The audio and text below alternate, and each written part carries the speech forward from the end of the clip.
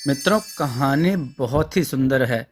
देववाणी चैनल के साथ जुड़े रहें। चलिए कहानी को आगे बढ़ाते हैं। न्याय समिति गुप्तचर। जनता के प्रतिनिधि तब तक सब अपना सिर झुकाए खड़े थे। महाराज ने भी सहमति में अपना सिर हिलाया और देहर के काका काकी और दादा को दरबार में बुलाया।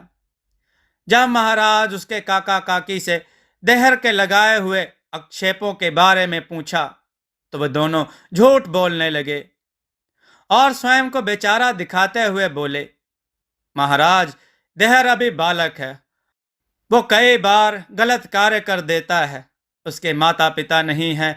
कोई उसे उद्दंड ना कहे और वो किसी गलत राह पर ना चले, इसलिए ही हम इसके साथ सख्ती करते हैं। अब घर का बच्चा कोई गलती करेगा और माँ बाप उसे दंड दें तो यह अपराध तो नहीं है ना महाराज। देहर स्वभाव से थोड़ा क्रोधी और उद्दंड है, बस इसलिए उसे कभी कभी कठोर दंड देना पड़ता है। ईश्वर साक्षी है कि मुझे अपना यह भतीजा अपने प्राणों से अधिक प्रिय है। यह मेरे बड़े भाई की इकलौती संतान है। मैं इसका बुरा स्वप्न में भी नहीं सोच सकता। उसके बाद सुनकर महाराज और महारानी सोच में पड़ गए। वो समझ सकते थे कि देहर के काका काकी झूठ बोल रहे हैं, किंतु उन्होंने जो बातें कही, यदि इसके बाद वो उन्हें दंड देते हैं तो प्रजा में रोष भी फैल सकता था कि अब वे अपने बच्चों को गलत कार्यों का दंड भी नहीं दे सकते और बच्चों में गलत संदेश जाएगा।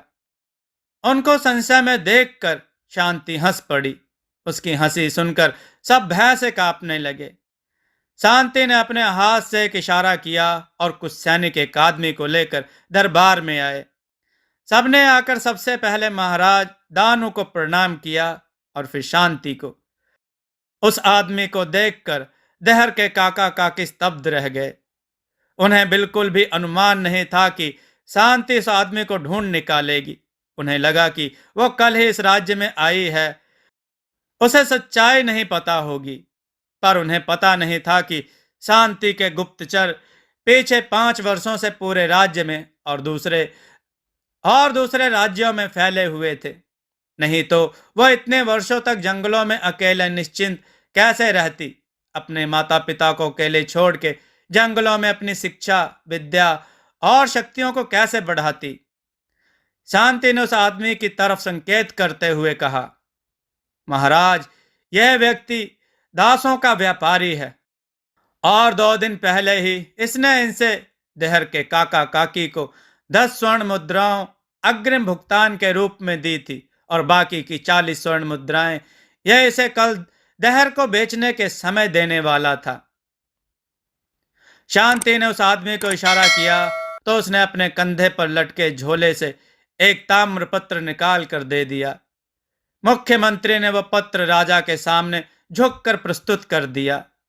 महाराज ने उस पत्र को पढ़ा तो उनका क्रोध अपनी सीमाएं पार करने लगा। उन्होंने शांति की तरफ देखते हुए कहा, राजकुमारी शांति, हम आपको पूरा अधिकार देते हैं। आप जो भी दंड इन दोनों अधर्मियों को देंगी उसे राज आज्ञा माना जाएगा। शांति को इसी मौके की प्रतीक्षा थी। वो पत्र देहर के काका काकी और उस व्यापारी के बीच हुए लेन देन का लिखित प्रमाण था। शांति एक गौरवान्वित रानी की मुद्रा में वापस अपने सिंहासन पर बैठी और उसके काका काकी की तरफ देखते हुए बोली, महाराज, देहर 3 वर्ष की आयु से अपने काका और काकी के पास रह रहा है और तब से अब तक 5 वर्षों से वो प्रताड़ित हो रहा है। तो मैं शांति इन दोनों को 5 वर्षों के लिए सश्रम कारावास और 50 कोड़ों का दंड देती हूँ। जितना कष्ट इस बालक को इन 5 वर्षों में हुआ है, यह उसका दंड है। इन 5 वर्षों के बाद इन दोनों को यह राज्य छोड़ना होगा और इस निर्णय के साथ मैं यह घोषणा करती हूँ कि हमारे राज्य के सभी बच्चे किसी भी न्यायिक संस्था से सहायता ले सकते हैं। उन्हें हर तरह से न्याय मिलेगा। शांति के इतना कहते ही पूरे दरबार में उसके नाम के जयकारे लगने लगे। राजकुमारी शांति की जय। मंत्री उसकी न्यायप्रियता और निर्णय लेने की शक्ति और बुद्धि दोनों की प्रशंसा कर रहे थे। इस एक निर्णय से उसने सबको यह विश्वास दिला दिया कि सोनापुर में एक छोटे से छोटे बच्चे को न्याय मिल सकता है तो किसी भी प्रताड़ित व्यक्ति को न्याय अवश्य मिलेगा, चाहे वो निर्धन हो या धनी, स्त्री हो या पुरुष। दरबार से वापस आकर दोनों राजकुमारियां पास के जंगल में विहार के लिए अश्वों पर चढ़कर निकल गई। रास्ते में शांति ने अम्बा से पूछा, अम्बे, तुम्हें बुरा क्यों नहीं लगा जब पिताश्री ने मुझे रानी बनाने को कहा? मेरी और तुम्हारी शक्तियां एक जैसी हैं, शिक्षा भी एक जैसी है, फिर तुमने खुद को महारानी बनाने का प्रस्ताव क्यों नहीं रखा? अम्बा मुस्कुराते हुए बोली, आज आपने दरबार में जो निर्णय लिया, मैं ऐसा निर्णय कभी नहीं ले पाती। मैं दहर के काका काकी सिर्फ कुछ वर्षों के कारावास देकर छोड़ देती, परंतु आपने दहर के उन 5 वर्षों के परिश्रम का भी प्रतिशोध लिया जो उसके काका काकी ने उससे करवाया। उस पिटाई का दंड भी कोड़ों के रूप में दिया जो दहर ने अब तक उन दोनों से खाई थी। और सबसे बड़ी बात, सबको लगता है कि 5 वर्षों के बाद का देश निकाला उन्हें दंड स्वरूप मिला है, जबकि वास्तव में यह उन्हें अभय दान है जो तुमने दिया है, क्योंकि अब इस राज्य के लोग उनसे नफरत करते हैं, उन्हें दोषी मानते हैं। आने वाले 5 वर्षों में दहर के प्रति जनता का प्रेम बढ़ेगा, क्योंकि अब वो राज्य परिवार का हिस्सा है। तो 5 वर्षों बाद उनका यहाँ जीवन यापन लगभग असंभव हो जाएगा, परंतु इस राज्य की सीमा के बाहर वो कहीं भी आसानी से जीवन यापन कर सकते हैं और सश्रम कारावास के कारण उन्हें धन भी मिलेगा जिससे वो अपना जीवन यापन आसानी से कर सकेंगे। कठोर न्याय, दया और समझदारी का ऐसा संगम सिर्फ तुम्हारे ही अंदर है, शांति। और यही बात आपको महारानी बनने के सबसे ज्यादा योग्य बनाती है। शांति अम्बा का उत्तर सुन के हंसने लगी, परंतु उसका हृदय जानता था कि उसकी बहन एक सबसे दयालु और योग्य रानी बनेगी भविष्य में। लेकिन वर्तमान दयालु होने का नहीं, बल्कि परिवर्तन के लिए कठोर निर्णय लेने का है। और शांति अम्बा को अभी जीवन का आनंद लेते हुए देखना चाहती थी, ना कि युद्ध करना। इसलिए ही उसने अपने पिता के सामने अम्बा को रानी बनाने का प्रस्ताव नहीं रखा। आने वाले दिनों में सोनापुर को दुल्हन की तरह सजाया गया। कई देशों के राज्यों के राजा और राजकुमार आने लगे थे। राज्याभिषेक से एक दिन पहले प्रतियोगिता का आयोजन किया गया। एक बड़े से मैदान में चारों तरफ जनता के बैठने की व्यवस्था थी और उसी के बीच एक ऊंचे स्थान, सभी देशों के राजा और राजकुमारों के बैठने के लिए। उससे थोड़ी दूर पर महाराज, महारानी और दोनों राजा राजकुमारियों के बैठने की व्यवस्था थी। सभी लोगों के बैठने के बाद मंत्री ने घोषणा करनी शुरू की, सभी देशों से आए हुए राजाओं और राजकुमारों, महाराज, दानू, उनका परिवार और सोना राज्य के वासी आप सबका स्वागत करते हैं। आप सब पिछले 3 दिवस से प्रतियोगिता में भाग ले रहे हैं। अब तक सभी प्रतियोगिताओं में सफल हुए 3 सर्वोत्तम योद्धा हमारी दोनों राजकुमारियों के साथ प्रतिस्पर्धा करेंगे और वे तीन प्रतिभागी हैं महाराज अमन कैकेयी देश से, राजकुमार अभय मद्र देश से और राजकुमार अजय अमरावती देश से। तीनों प्रतिभागी अपने अपने स्थान पर खड़े हो गए। तो महामंत्री ने उन तीनों से कहा, आप तीनों स्वयं निर्णय करें कि आप किस राजकुमारी और किस प्रकार अथवा शस्त्र से युद्ध करना चाहते हैं, जिससे कि बाद में किसी भी तरह का वाद विवाद ना हो। आप सबको यह अवगत कराना आवश्यक है कि दोनों ही राजकुमारियां सभी तरह की शस्त्र विद्या में पारंगत हैं। राजकुमार अभय ने देखा कि अम्बा चंद्रमा के समान शीतल और कोमल लग रही थी। उसकी आंखों का शांत स्वभाव देखकर अभय के मन में हलचल उठने लगी और उसका मन कपोल कल्पनाएं करने लगा। उसे लगा, इतनी कोमल अंगों वाली कन्या कहाँ उसके लोहे जैसे पौरुष का सामना कर पाएगी। वो बड़े ही गर्व से बोला, मैं अभय मद्र देश का राजकुमार राजकुमारी अम्बा को तलवारबाजी के लिए आमंत्रित करता हूं। शांति ने अपना सर पकड़ लिया। ओह, अपने पौरुष के घमंड में गर्वित और एक मूर्ख। किसी को नहीं पता कि तलवारें जितनी अच्छी साथी अम्बा की हैं, उतनी अच्छी तो शांति की भी नहीं। उसकी कोमल भुजाएं तलवार हाथ में आने पर स्वयं इतनी कुशलता से चलती हैं कि बड़े से बड़ा शूरवीर भी अपना मस्तक झुका दे। अम्बा के तलवारबाजी में कुशल होने और आत्मविश्वास का एक कारण और था कि अपने प्रशिक्षण के दिनों में अम्बा ने विश्व प्रसिद्ध वीर और गुरु श्री वीरभद्र से तलवार चलाने का प्रशिक्षण लिया था। अम्बा ने एक दृष्टि शांति पर डाली, जो अपनी हंसी छुपाने की कोशिश कर रही थी, और दूसरे राजकुमार अभय पर। बिना कुछ कहे अम्बा ने पिता को प्रणाम किया और क्रीड़ा स्थल में आ गई। साथ आई दासियों ने उसका पहना हुआ अंगरखा उतारा और उसका मुकुट और पहने हुए आभूषण सब लेकर वापस चली गई। उसके तपी हुई सोने से चमकती और गठी हुई काया देखकर सभी राजकुमारों की आंखें फटी की फटी रह गई। उसके तने हुए कंधे, जिनमें एक सुंदर से लाल रंग की फूलों की बेल बनी हुई थी, नाभि से वक्षस्थल तक आती हुई पतली सुगठित कमर और सपाट उदर, कहीं भी रत्ती भर अतिरिक्त मांस नहीं था। कमर के निचले हिस्से में बना वो सिंह और नाक के मुख का गुदना, जो आंखें अब तक चंद्रमा के समान शीतल थी, वो अब अग्नि के समान लाल थी। और वह निश्चल हंसती हुई मुस्कुराती हुई राजकुमारी अम्बा अब एक सिंघनी की भांति अपने लक्ष्य के घात में खड़ी हुई दिखाई दे रही थी। अम्बा का यह रूप देखकर कितने ही राजाओं का शरीर थरथरा गया, लेकिन राजकुमार अजय का हृदय उसे देखते ही जोर जोर से धड़कने लगा। उसके अंदर का भेड़िया आज इतने सालों बाद अपने साथी को देखकर मचल उठा और अजय से गुर्राते हुए बोला, साथी, वो साथी है मेरी। अजय की भूरी आंखें अपना रंग बदलकर काली होने लगी थी। उसने अपने भेड़िए को नियंत्रित किया और उसे शांत करते हुए बोला, सब्र कर तेजस, वो हमारी ही होगी। इतने वर्षों पश्चात यदि महादेव ने उसे हमसे मिलाया है तो अवश्य ही हमारी होगी। परंतु मुझे आशा नहीं थी कि हमारे साथ ही एक मानवी होगी। पर अजय मन ही मन अम्बा के रूप, सौंदर्य और वीरता को देखकर प्रसन्न था।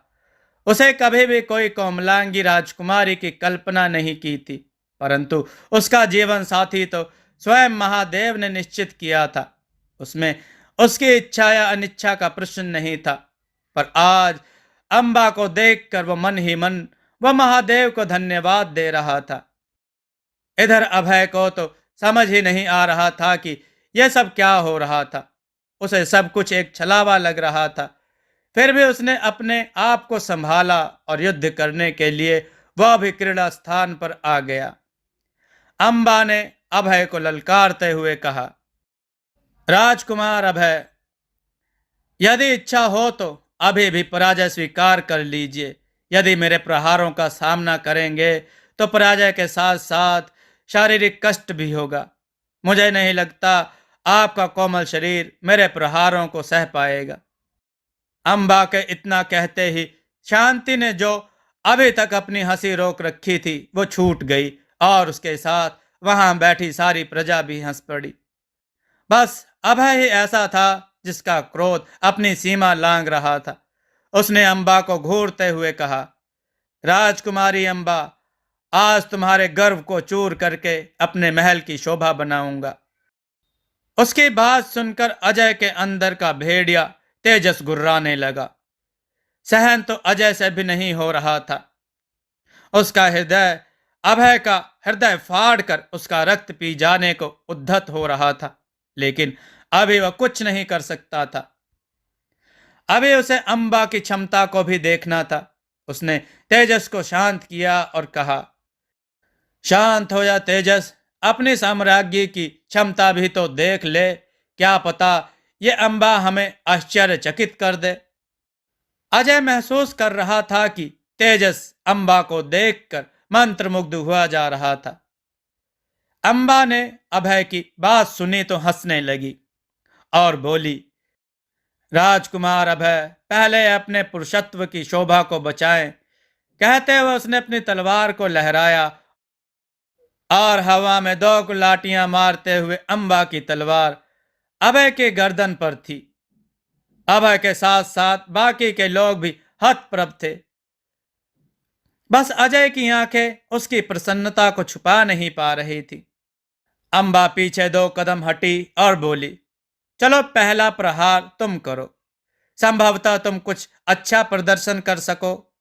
अभय अपना आपा खोने लगा और क्रोध में अपनी तलवार से अम्बा पर प्रहार करने लगा। अम्बा ने उस पर प्रहार नहीं किया, बस इधर उधर हट के स्वयं को बचाती रही। बहुत देर तक अभय के घातक से घातक प्रहार को अम्बा बिना तलवार उठाए विफल करती रही। सारे लोग हैरान थे कि अभय के इतने घातक प्रहार को अम्बा बिना विचलित हुए मुस्कुराकर संभाल रही है। प्रजा खड़ी होकर अम्बा को उत्साहित करने लगी और चारों ओर अम्बा के नाम के जयकारे लगने लगे। अब तो अभय अपना संयम खो चुका था। उसी समय उसके मस्तिष्क में एक नकारात्मक विचार ने जन्म लिया। उसने एक प्रहार पूरी शक्ति से अम्बा के हाथ पर किया और जब अम्बा ने उससे बचने के लिए खुद को एक तरफ झुकाया, अभय ने दूसरे हाथ से उसके केशों को पकड़ने की कोशिश करी।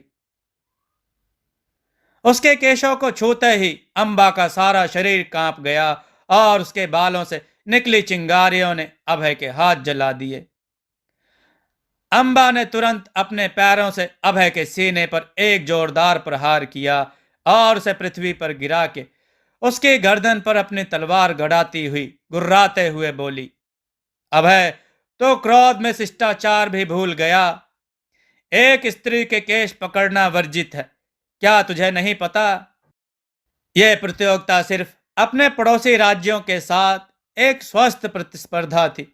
तूने इसे अपने अहंकार की संतुष्टि का साधन मान लिया। तूने मुझे अबला समझ के अपने जीवन की सबसे बड़ी मूर्खता की है। मैं तुझे मृत्यु दंड देती हूं।